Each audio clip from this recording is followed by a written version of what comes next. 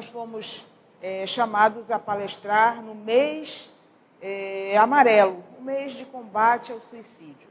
Quando a gente fala em suicídio, a gente fica sempre muito aflito, né? Como combater algo que às vezes não está nas nossas mãos. Às vezes acontece perto da gente, na família, mas a gente não está naquele momento exato que a pessoa toma aquela decisão e age e chega a cometer o suicídio. Então, isso é uma dor que ela se amplifica muito mais por causa desse sentimento de impotência de todas as pessoas que estão em volta, né? Puxa, por que eu não prestei atenção? Por que eu não li os sinais? O que faltou? Imagina, é muito complicado. Mas a gente vai abordar hoje uma coisa que antecede aquele estado de espírito que conduz muitas vezes a esse ato extremo, né? Que ninguém chega a esse ato extremo do nada, de uma hora para outra. Existe toda uma construção que muitas vezes ela é de vidas e vidas anteriores, né? O suicídio, ele muitas vezes é reincidente. A pessoa já cometeu várias vezes e ele é um ato extremo de desistência, né? A gente costuma desistir de muita coisa na vida. Desiste porque não dá conta, porque acha que não dá conta, porque, enfim. Mas o suicídio é um ato extremo de desistência de tudo, né? É aquela ilusão de que, ao cometer, tudo vai acabar. Todas as dores, todas as angústias, a ansiedade, todos os sofrimentos, ali vão cessar. E a gente sabe que não cessam, muito pelo contrário, né? Eles se amplificam no plano espiritual e há um processo bem doloroso de recuperação desses irmãos. Mas a gente vai entender o que acontece com a gente. Eu acho que eu já falei desse assunto aqui, mas como a gente está no mês de combate ao suicídio, a gente vai trazer esse assunto de volta. Olha só, o espírito pode apressar ou retardar o momento da reencarnação? Pode ou não pode? Ou é uma decisão que não depende do espírito? Porque a lei do livre-arbítrio, ela existe não só no plano material, ela existe para a nossa existência como um todo. Então, muitas vezes, o espírito pode apressar esse momento do reencarne quando há um clamor muito grande desse espírito, quando ele compreende e percebe a importância desse retorno, né? Quando os resgates que ele tem que fazer estão falando intensamente dentro dele. E aí a espiritualidade permite que esse reencarne seja dentro de um planejamento prévio, mas seja muitas vezes antecipado. Mas também o espírito ele pode retardar esse momento. Porque, como diz o Simonetti, a covardia não está só entre os encarnados, não. O medo, né, de encarar os problemas, de enfrentar, de ir para dentro dos desafios, ele também está na gente quando a gente está em espírito. E esse medo, muitas vezes, ele nos impede de aceitar o processo reencarnatório. E digo mais para vocês, às vezes a resistência é tão grande do espírito que ele, inconscientemente, por causa dessa resistência, acaba provocando o aborto espontâneo naquela mãe que está grávida. Ele tanto resiste em vir que ele acaba provocando na mãe aquele aborto espontâneo. Então, há casos, não vamos generalizar, mas há casos de aborto que são provocados por essa resistência do espírito em reencarnar. Por que a gente tem tanto medo, né, de aceitar o remédio que cura? Porque, às vezes, o remédio é amargo. Não é verdade? Como é que a criança aceita bem o remédio? Só quando é docinho, né? Quando é aquele xaropinho cor-de-rosa, tem gostinho de bombom, aí você vai, a criança aceita o remédio. Mas quando é um remédio amargo, a criança recusa. Ela não quer tomar, porque ela não tem maturidade para compreender que ela precisa daquele amargor para curar aquela dor física, aquele mal-estar, aquela doença. assim somos nós, porque somos espíritos ainda muito infantis, do ponto de vista da nossa evolução. Então, quando a gente vai reencarnar, aí a gente vê aquele planejamento todo. Só que aquele planejamento, muito claramente, nos diz que você tem provas ou expiações, ou provas e expiações a cumprir. E muitas vezes essas provas são dolorosas. A gente precisa delas para evoluir, mas a gente não quer. A gente tem medo. Será que eu vou dar conta? Imagina que a gente tenha... vamos trabalhar a questão do suicídio. Uma mãe que vai reencarnar sabendo que ela vai ter um filho que é um potencial suicida. E que a tarefa dela é ajudar esse espírito a trabalhar essas dificuldades para que ele possa tentar evitar cometer novamente o suicídio. Essa mãe, antes de reencarnar, ela vai reencarnar porque amor de mãe é aquela coisa incomparável, mas ela vai ter muito medo, né? Meu Deus, será que eu vou dar conta? Será que eu vou passar por essa dor? Será que eu vou conseguir cumprir essa tarefa? Então, os nossos desafios antes de reencarnar são colocados na mesa. A gente não vem para cá às cegas, a gente passa pelo esquecimento no processo reencarnatório. Mas antes, a gente sabe o que vem fazer. E aí dá medo. Dá medo porque a gente sabe o que aprontou também nas outras vidas, né? Então a gente fica ali, meu Deus, eu vou ter que reencarnar dentro de uma família com alguém a quem eu fiz muito mal. Como é que eu vou lidar com essa pessoa? Será que essa pessoa vai me perdoar? Vai me passar a vida inteira me perseguindo? Então tudo isso gera muita ansiedade, muito medo no espírito. E aí há essa relutância do espírito em voltar à matéria. No nosso grau evolutivo de espíritos em provas e expiações, é muito comum nós reencarnarmos compulsoriamente. Não tem aquela história do aposentar compulsório? Ou seja, não quer aposentar ainda, mas já deu a idade, então não tem jeito, tem que aposentar. Vai para a aposentadoria. No nosso caso, a espiritualidade, quando chega ao limite da nossa relutância, ela diz, não, você tem que ir. E aí a gente reencarna. E a maioria de nós, aqui nesse plano, vem dessa forma. A gente vem não querendo vir, vem com medo, vem com o pé atrás, né? E aí a gente reencarna, tá?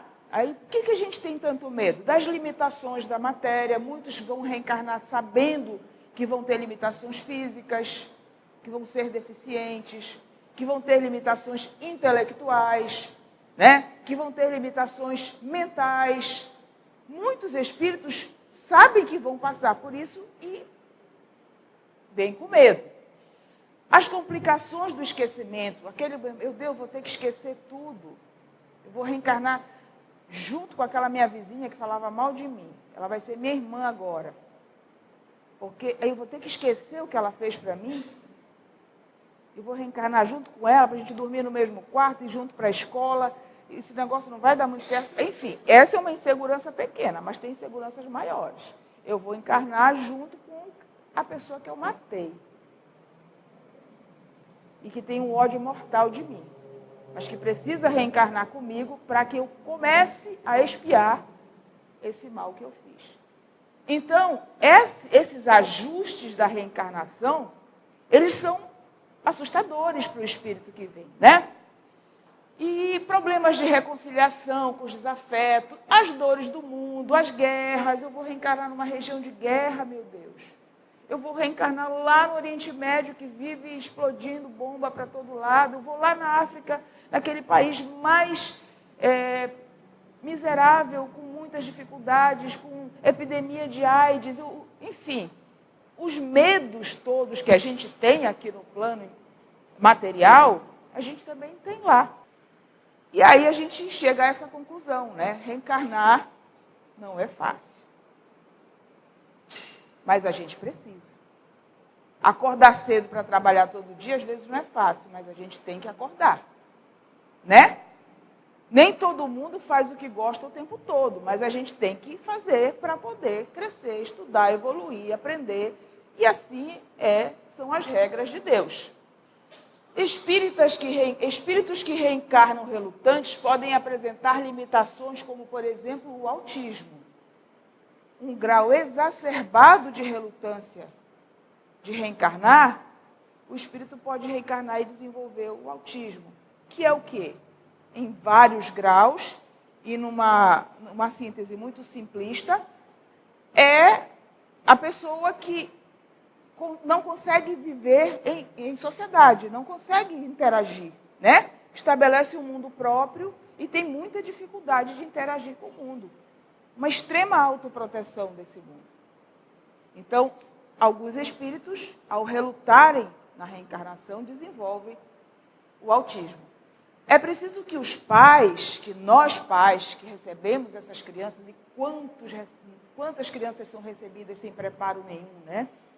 Quantas crianças são recebidas sem planejamento, sem o querer do casal, né? Em situações difíceis.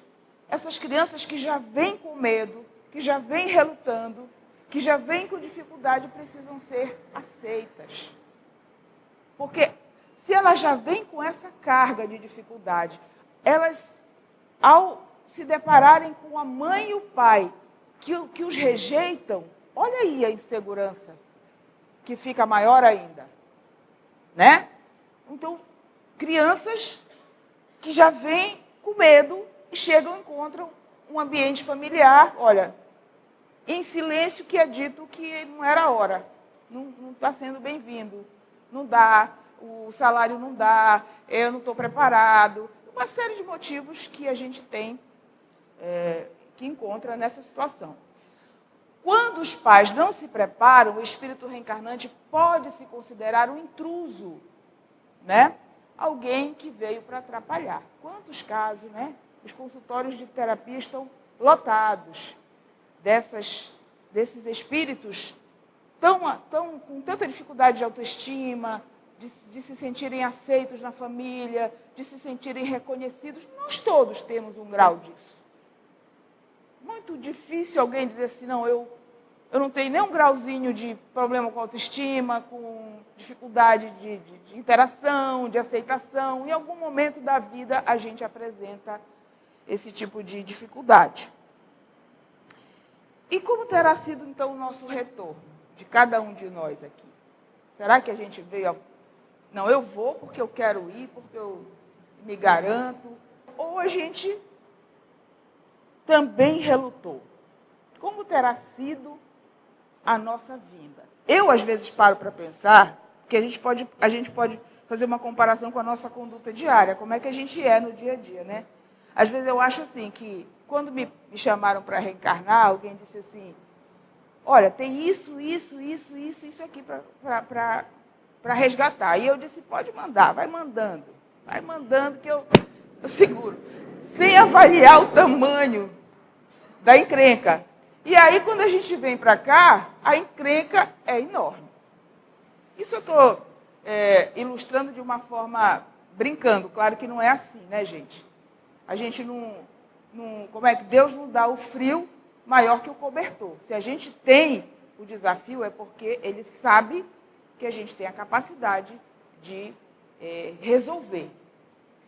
Então, como é que a gente sabe se o nosso retorno foi compulsório ou foi espontâneo? Ou a gente veio porque realmente tinha maturidade para escolher vir? Basta observar como nós encaramos a existência. Como é que cada um de nós encara a nossa própria existência? Gastamos tempo reclamando do cotidiano? A gente reclama muito, todo dia. Tudo é ruim. Às vezes está tudo funcionando, mas a gente acha um motivo para reclamar, né? A gente dá guarida para mágoas e irritações. A gente fica acumulando, qualquer coisinha melindra, qualquer coisinha magoa. Tudo é motivo para se chatear, com fulano, com beltrano, com um irmão, com mãe, com pai. A gente vai se analisando, né? A gente apresenta quadros depressivos e angustiantes. Aqui e ali todo mundo passa por situações de tristeza, né? Perdas. Mas, assim, é uma coisa constante na minha vida. Eu estou sempre indo e voltando desses quadros. Nos desentendemos constantemente com nossos familiares, porque ali naquele núcleo familiar é que está o grande nó, né? É junto que vem os desafetos mais difíceis, para a gente poder resolver, porque é o amor familiar que vai nos dar sustentação para enfrentar aquelas mágoas e aqueles ódios do passado. Então, ali dentro do núcleo familiar, muitas vezes, estão desafetos muito ferrenhos. Eu brigo muito dentro da minha família, eu tenho muitas desavenças com a minha irmã, com o meu irmão, com a minha mãe, com o meu pai. Como é que eu sou nesse ambiente, né? Temos constantes desajustes físicos ou psíquicos. Estou sempre doente, é um negócio que não vai... Conheço gente que não sai do médico. O médico já diz assim, olha, não tem nada, não dá nada no exame. Não é possível, doutor. Tem que dar alguma coisa. Parece que, assim, se não tiver uma doença, não está feliz, né? Eu sou assim, será que eu estou muito inclinada para desajustes físicos e psíquicos? Então, meus queridos amigos, se a gente se enquadra aí em boa parte dessas características, muito provavelmente a nossa reencarnação foi compulsória. Ou seja, nós relutamos em vir, nós tínhamos medo dos desafios que a vida nos impunha. E agora, o que eu faço com isso, Márcia? Tá bom, já sei que eu vim meio que na marra para cá, mas e agora? Né? A gente pode mudar isso, porque a partir do momento que a gente reencarna, a gente tem o privilégio de passar uma borracha. É o esquecimento benfazejo que Deus nos dá a oportunidade de zerar. Olha só, quantas vezes na vida a gente não olha para trás e diz assim, ai, como eu queria zerar tudo e começar de novo. Para não errar ali, para não cometer aquela falha, para não cometer a outra falta, para não cometer aquela injustiça. Quantas vezes a gente tem essa vontade? E Deus nos dá esse privilégio com a reencarnação. A gente começa de novo, do zero, bebezinho, pequenininho, aprende a andar, aprende a caminhar, tudo de novo. Por que isso? Para a gente ter uma nova chance. Então, é irrelevante a gente considerar se veio na marra, se veio compulsoriamente ou se veio sorrindo feliz da vida. Não é isso que importa. O que importa é o que a gente vai fazer a partir de agora. Eu já estou aqui, eu já reencarnei, eu tenho uma série de desafios, o que eu vou fazer com isso? Esse é o grande pulo do gato. O que eu vou fazer com esse balaio de encrencas que as minhas vidas passadas, né, resultaram na minha existência? A nossa vida será exatamente o que a gente fizer dela. Se eu pego toda essa minha herança e transformo em motivo de constante revolta e lamentação, muito provavelmente eu vou cair numa depressão que pode se avolumar, que pode se aprofundar. E a depressão, ela é um vício, né? A gente vai chorar, vai sofrer, e ninguém vai entender, e as pessoas vão perder a paciência, porque até nisso, né? Você vai, mas tem uma hora que as pessoas em volta, elas olham, você não sei mais o que fazer, porque nada alivia. E aí você vai afundando, e a depressão, ela passa a ser orgânica, né? Há carências, ela desenvolve carências no seu organismo e vai ficando cada vez mais difícil de reverter o quadro. Até, infelizmente, muitas vezes chegar ao extremo de você não ver mais motivação nenhuma para continuar vivendo.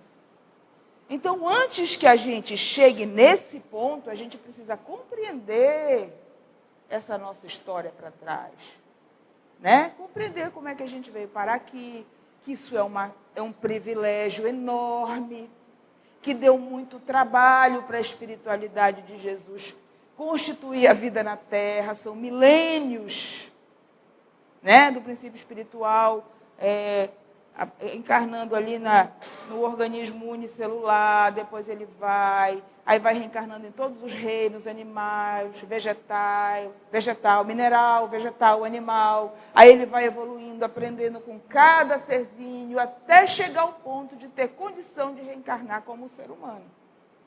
É muito trabalhoso isso. Aí a gente reencarna como ser humano e pum, desiste. Né? A gente desiste. A gente entrega todo o trabalho de milênios aí. E não adianta, porque a gente vai voltar. É uma desistência que é uma ilusão. Não acaba. Você vai ter que começar de novo do zero. E ainda tem o agravante de trazer as sequelas do suicídio. Certa vez eu entrei na Casa da Hospitalidade e me impactou muito uma cena. Claro que a gente vai em muitos lugares e vê muitas coisas. Mas sabe quando você entra e vê a cena e aquela intuição vem na tua cabeça? É isso. Eu entrei na Casa da Hospitalidade, numa determinada sala, e tinha, assim, várias crianças em círculo, em cadeiras de roda. Todas aquelas crianças com problemas neurológicos gravíssimos, né? Impossibilitadas de se comunicar, de andar, né? Todas elas, assim, muitas. Quando eu entrei naquela sala, que eu vi aquela cena, me veio na cabeça, quantos ex-suicidas? Quantos ali podem ser ex-suicidas? Né? Então, não tem fim, não. E às vezes volta com sequelas muito sérias para reencarnações dificílimas, até compreender a grandeza da vida. E a grandeza da nossa participação nisso, né? De corresponsáveis pela criação. Porque nós somos uma engrenagemzinha, a gente faz parte. Quando a gente falha um monte de coisa em volta. Então a gente precisa se dar conta disso, né? E aí como a gente faz isso? Valorizando todas as experiências em favor do nosso crescimento. Todas, inclusive a dor, inclusive o sofrimento. Aliás, essas é que são as mais importantes, porque é quando a gente é contrariado, sacudido, é que a gente é obrigado a pensar. Porque quando está muito fácil, a gente vai vivendo, né? A gente vai levando, eu estou certo em tudo, eu sou o cara, tudo que eu faço é bonito, é lindo, até que uma hora acontece uma situação que te saculeja e diz, opa, eu não sou o cara. Peraí, vamos baixar a bola e vamos entender que nós somos iguais a todo mundo e estamos aí. Tem uma amiga minha que diz assim, nós não estamos no aquário, onde todo mundo está em volta olhando para a gente gente está no mar, navegando com todo mundo. Então não dá para estar parando para ficar prestando atenção no outro, nesse sentido, de criticar, de reparar, né? A gente tem que nadar junto, tem que observar o cardume para onde está indo, entender as leis do mar, da vida, e ir se adaptando, e ir aceitando, e ir domando o ego, que o danadinho para atrapalhar a nossa evolução é esse tal de ego. Né? A gente se acha melhor, a gente é muito orgulhoso, a gente não baixa a bola, tudo primeiro eu, e aí a gente vai sofrendo as consequências. Por opção, não encarar a Terra como uma prisão. Eu já vi até, equivocadamente, alguns irmãos de doutrina chamarem, né? Acho que até eu já chamei no passado. A Terra é como uma penitenciária que a gente vem para cumprir nossa pena. Se toda penitenciária fosse aquinhoada com essas florestas, com esses rios, né? Com essa riqueza de belezas, enfim, de alimentos. O problema é que a gente não sabe lidar com a fartura. Nosso egoísmo, nosso orgulho, né? Faz com que a gente queira tudo para a gente. Aí começam as guerras, começam os conflitos. Mas a Terra é uma grande escola abençoada. Muito bem pensada. Jesus é o maior pedagogo do universo. melhor programa pedagógico que tem é esse, da reencarnação. Porque a gente tem todas as oportunidades de se reerguer da melhor forma, né? Então, ver a Terra como essa abençoada escola e parar de se achar vítima. Nós não somos vítimas, nós somos abençoados. Abençoados. Tudo vale a pena se a alma não é pequena, já disse Fernando Pessoa.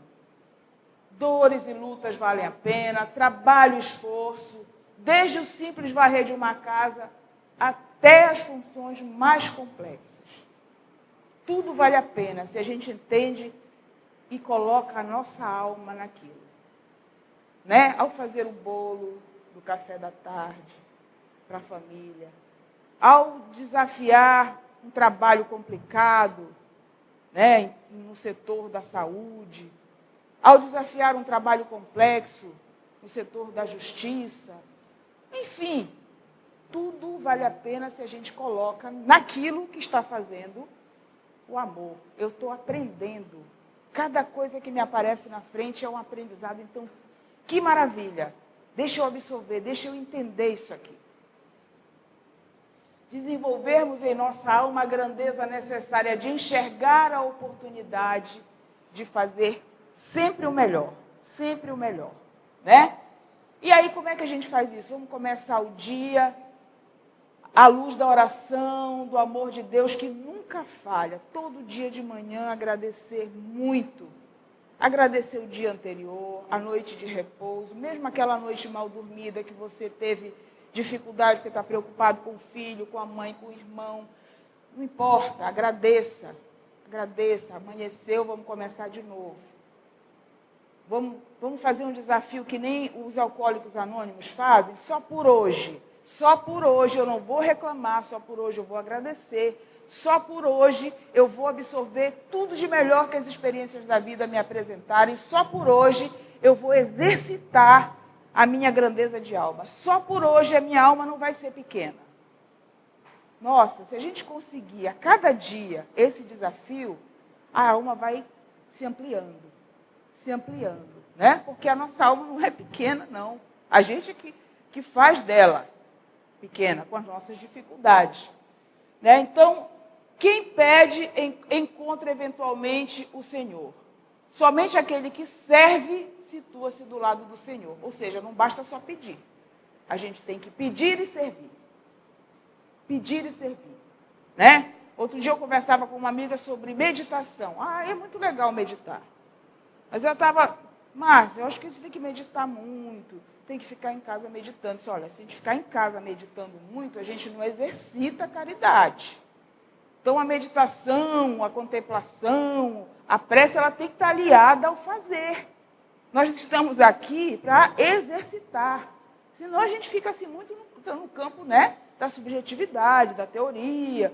Vamos fazer, vamos praticar, mergulhar no trabalho voluntário, na casa espírita ou em outra frente de trabalho voluntário que seja, vamos exercitar. É isso que nos ensina. Em Deus está a nossa força, nosso estímulo, nossa grandeza de alma. E a gente vai finalizar a palestra de hoje mergulhando nesse, que é um ensinamento milenar, que nos enche até hoje, e acho que por muitas gerações ainda vai preencher, que é a oração de São Francisco.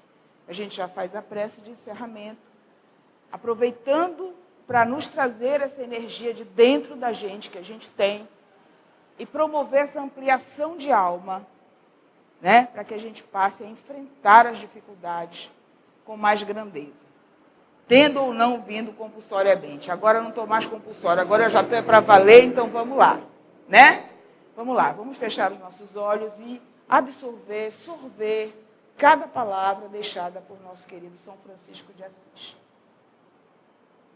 Senhor, faze de mim um instrumento da tua paz. Onde houver ódio, que eu leve o amor. Onde houver ofensa, que eu leve o perdão.